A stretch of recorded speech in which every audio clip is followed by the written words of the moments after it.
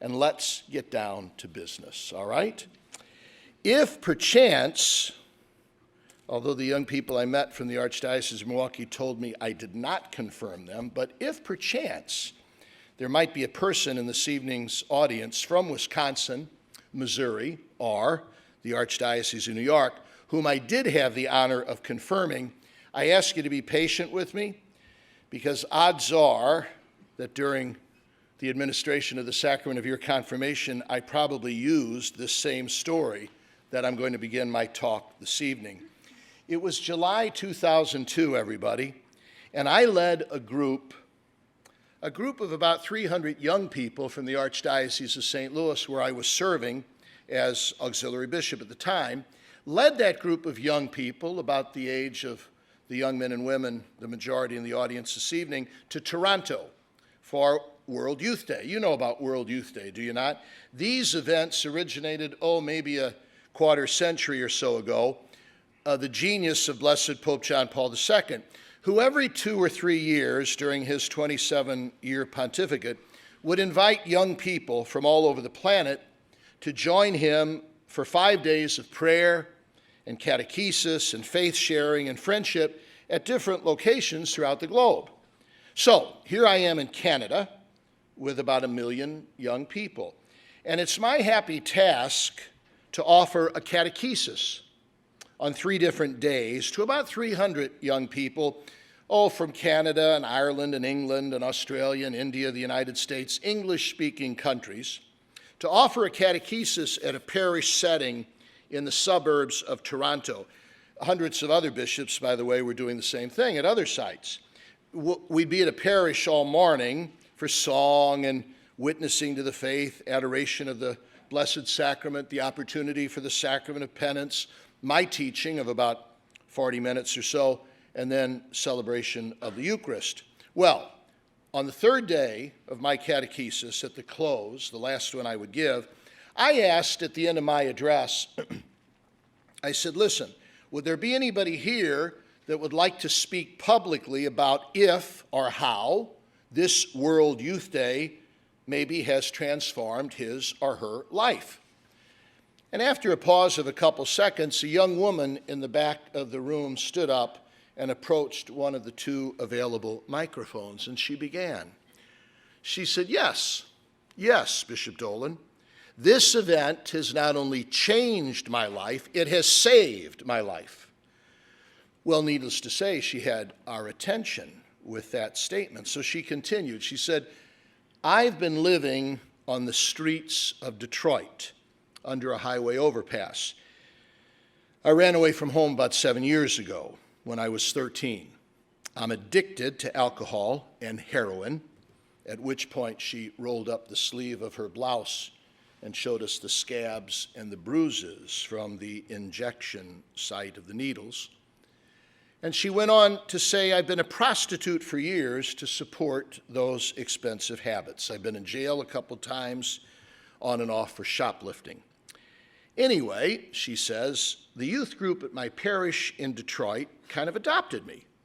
They took me in a couple months ago. They got me some counseling and some treatment, even a room, and then they invited me to this World Youth Day. I came on a dare. Nothing better to do anyway, figuring I'd come up here to Canada, break away from the group, and maybe go back to my old way of life. But she said, something strange has happened here. She said, I've met an old man who has told me that he loves me. She said, I'm used to men telling me they love me as they give me $50. But this old man really seems to mean it. And what's more, this old man tells me that God also loves me very much. This old man tells me I happen to be the apple of God's eye, his work of art, made in his very image, redeemed by his Son, that I'm so special that God wants me to sit on his lap for all eternity. By this point, there wasn't a dry eye in the house, myself included, and she wrapped it up. She said, this old man has given me a reason to live. My life hasn't just been changed, my life has been saved. Now, of course, the old man about whom she was speaking was John Paul II, who, although already stooped and shaky, unable to walk, quivering and drooling from the Parkinson's, was there at World Youth Day and had spoken such words to millions of young people. That 20-year-old addict prostitute had just professed her belief in the Catholic doctrine of the dignity of the human person, which happens to be the topic of my talk this evening. And if I were smart, I'd sit down right now because she explained it far more eloquently than I ever could. You know, when we list our Catholic doctrines, we usually mention such things as what? The Trinity, the Incarnation, the Redemption, the Eucharist, fair enough. I wonder why we never include the doctrine of the dignity of the human person. It's pivotal, is it not? It's way up there. It's normative. As the Catechism of the Catholic Church teaches, man alone is called to share by knowledge and love in God's very own life. This is the fundamental reason for his dignity. Being in the image of God, the human individual possesses the dignity of a person who is not just something, but someone. As I used to comment to those assembled for the sacrament of confirmation, if we really believe this, think of what a difference it would make in the way I treat myself, in the way I treat others. It would be life-saving. Just ask my friend in Toronto.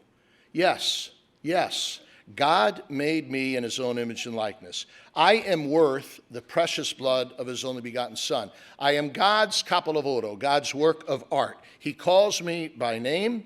He knows me better than I know myself. He knows the number of hairs on my head, which for some of us is getting easier to do every day. He loves me so very powerfully, personally and passionately, so much that he wants me to spend eternity with him. I've come from him, and I'm destined to return to him for all eternity. As St. Irenaeus chanted, the glory of God is man fully alive. There is the Catholic doctrine of the dignity of the human person, see? And would that we would imbibe it and memorize it the same way we veterans used to do so in the old Baltimore Catechism.